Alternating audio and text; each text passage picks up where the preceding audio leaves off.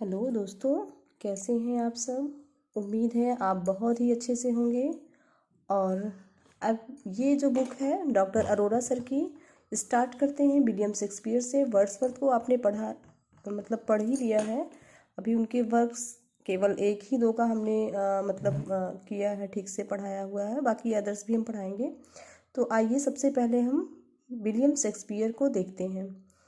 और मेरा तो ये मानना है कि आप बुक से ही सारी तैयारी करिए, कहीं और किसी के भरोसे मत रहिए। मैं आपको बुक पढ़ा रही हूँ और आप इसको देखते चलिए, ठीक है ना।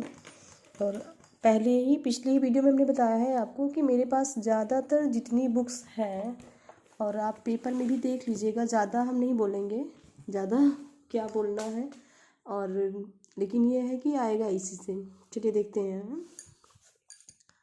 Shakespeare Shakespeare was born on 23rd April 1564. He was baptized. Baptized क्या होता है, जैसे हम लोगों में होता नहीं है, निष्कासन वगैरह होता है जब बच्चा पैदा होता है, तो फिर उस नामकरण वगैरह होता है। तो वैसे ही वहाँ की एक परंपरा थी शेक्सपियर के टाइम पे कि बैप्टाइज्ड होता था बच्चा। और कितने दिन पे होता था? 3rd डे पे, ठीक है ना। जैसे 23 को हुआ है तो 3 दिन बाद, तो 3 दिन बाद मानी कि 26 को, ठीक है। तो 23rd को ये क्या हुए, पैदा हुए थे। और बैप्टाइज्ड कब हुए? 26 अप्रैल को 1564 में। और हाँ, क्वेश्चन आ सकता है कि बैप्टाइज्ड ये कहाँ हुए थे, तो हॉली ट्रिनिटी चर्च में। और ये हॉली ट्रिनिटी चर्च कहाँ है? स्ट्रेटफोर्ड अपॉन एवॉन, ठीक है। He was baptised on Wednesday 26 अप्रैल। और ये वेडनेसडे को, डे भी पूछा जा सकता है। अच्छा ये बताइए, 26 अप्रैल को अगर वेडनेसडे था तो श्योर है कि 23 को क्या था? अगर 26 को वेडनेसडे है तो 23 को संडे।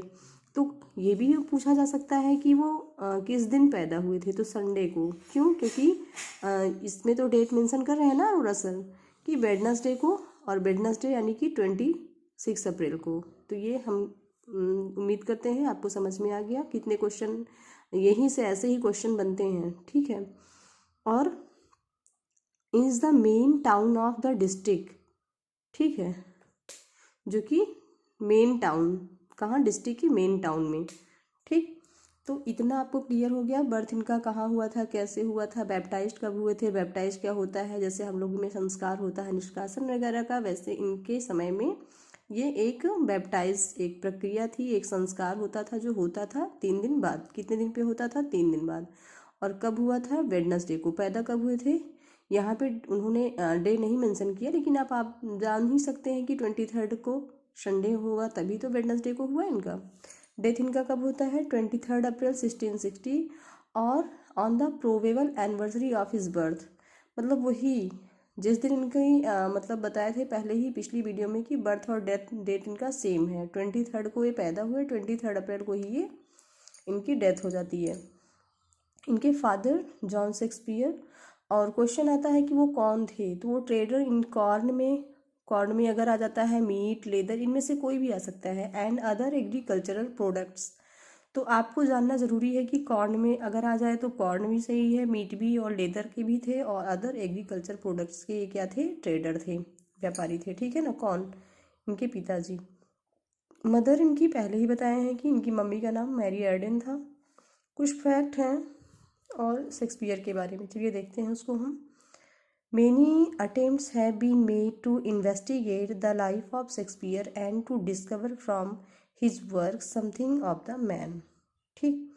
कुछ लोगों ने क्या किया? इन्वेस्टिगेट किया, बहुत सारे अटेम्प्ट्स किए, बहुत सारे प्रयास किए। जैसे हम आपको पढ़ाने का प्रयास कर रहे हैं, वैसे बहुत लोगों ने ही बहुत सारे अटेम्प्ट किए।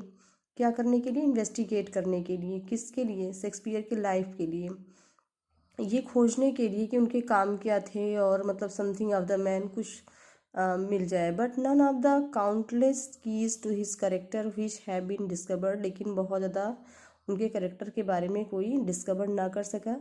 है प्रूव्ड कन्विंसिंग, कन्विंसिंग होता है बेटा ठोस, ठीक है ना, फिर्म, है ना, to any but the discoverers, and has as they will not accept each others conclusion the mist around them appear impenetrable. Impenetrable का मतलब होता है अनहर्ड, ठीक है ना। और मिस्ट का मतलब डल होता है। तो ज़्यादातर यही कंक्लूजन निकल के आया कि बहुत ज़्यादा उनके बारे में ना जानते हुए बहुत डल, यानी कि जैसे धुंधला टाइप में हम कोई गेस कर सकते हैं, और अभेद है। कहने का मतलब इनकी जो जीवन शैली थी वो लगभग, अगर हम देखा जाए तो ये कैसी थी, अभेद थी और डल थी। और कहा किसने है इस बात को? व्हीलर ने कहा है। किसने कहा है? व्हीलर को ने कहा है। तो अगर जहाँ ऐसे ही कुछ कीवर्ड्स हैं जैसे कन्विंसिंग है, डिस्कवरीज है, मिस्ट है, इम्पेनेट्रेबल है, इन्वेस्टिगेट है, अगर ये सारी आ जाए और किसने कहा तो इसको व्हीलर ने कहा है। What we do not about Shakespeare is a most fascinating subject. जो हम शेक्सपियर के बारे में नहीं जानते हैं, what we do don't know, हम जो क्या नहीं जानते शेक्सपियर के बारे में, is a most fascinating subject. Fascinating का मतलब आकर्षक। And one that would fill a volume, but what we do know about him is so major and inadequate that when it, sorry एक मिनट, एक्चुअली क्या मेरे पास stand नहीं है, तो आप लोगों को थोड़ा तो, आप अगर कंप्रोमाइज़ करेंगे तो बनाएंगे, नहीं तो फिर वैसे ठीक है। तो what we don't know about Shakespeare, जो हम शेक्सपियर के बारे में नहीं जानते, is a most fascinating subject, ये बहुत अजीब बात है। And one that would fill a volume, but what we do about him is so major. ठीक है, मतलब उनके बारे में बहुत कुछ नहीं जानते हैं, लेकिन जो जानते हैं बहुत थोड़ा मतलब ज्ञान है हमें। किसके बारे में? शेक्सपियर के बारे में। और कैसा है? इनएडिक्वेट। मेजर भी है, मेजर का मतलब अल्प, इनएडिक्वेट एक वर्ड है, इसका मतलब होता है अपर्याप्त। ठीक है ना, कि वो पर्याप्त भी नहीं है। That when it is collected together the result is disappointing.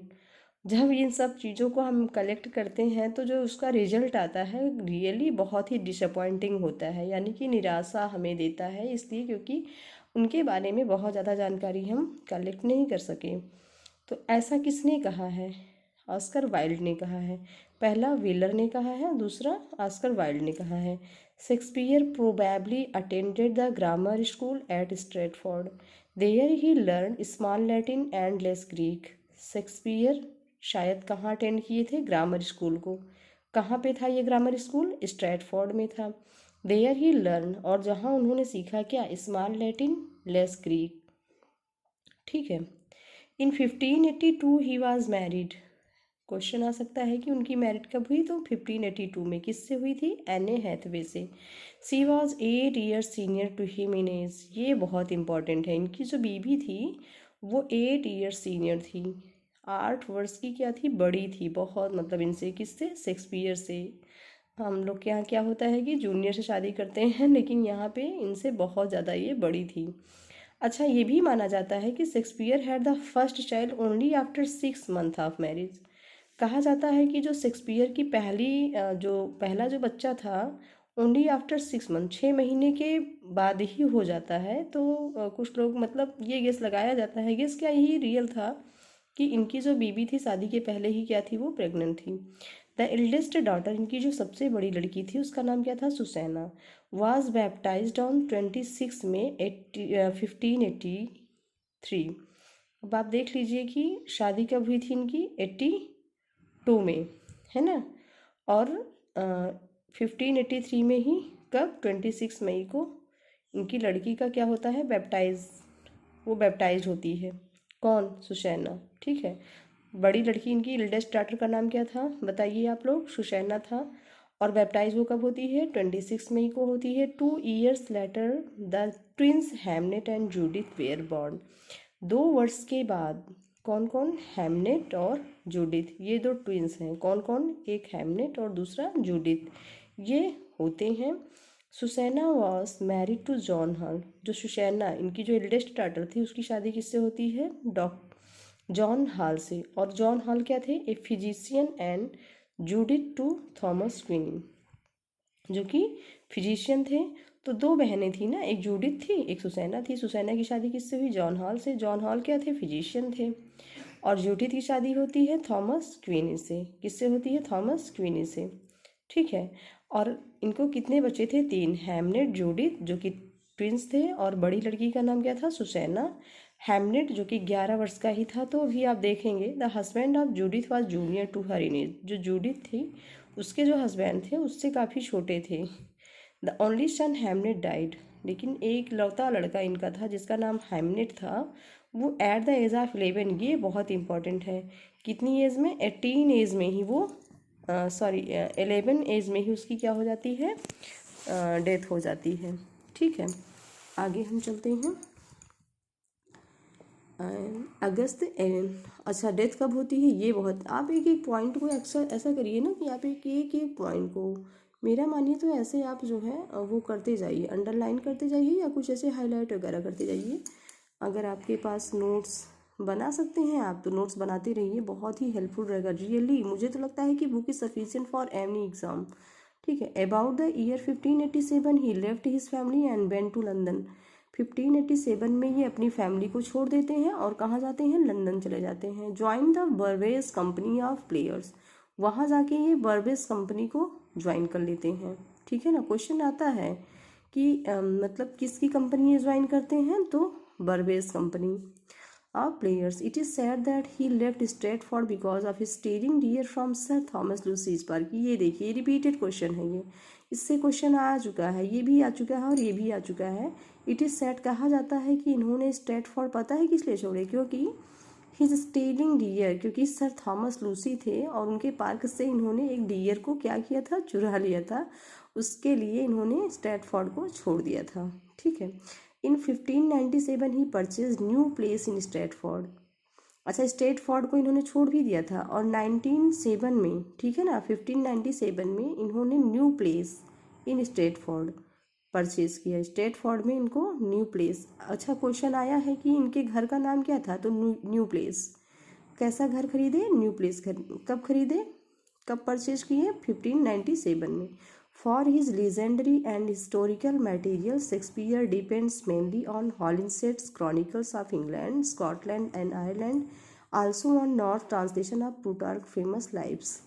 ठीक है, ज़्यादातर मतलब ये जो अपने वर्क के लिए हिस्टोरिकल मटेरियल शेक्सपियर डिपेंड, अपने जो इन्होंने हिस्ट्री अपने प्ले लिखे हैं, हिस्टोरिकल प्ले लिखे हैं, उसके लिए किस पे डिपेंड थे ज़्यादातर, ये मेनली किस पे थे, हॉलिंसेड क्रॉनिकल्स ऑफ इंग्लैंड और Scotland and Ireland and also north translation of Plutarch, यानी कि हॉलिंसेड और प्लूटार्क के जो कुछ फेमस लाइव्स थे उस पे ये क्या करते थे, उसी से ये प्रभावित थे और मतलब मेनली जो है इनके वर्क उससे मैच करते हैं, उसी से इनको जो है मिला मटेरियल लिखने के लिए, किसको, शेक्सपियर को। शेक्सपियर रोट, ये बहुत इंपॉर्टेंट है कि 154 सोनेट इन्होंने लिखा है विच वेयर पब्लिश इन 1609, जो कि 1609 में पब्लिश होती है।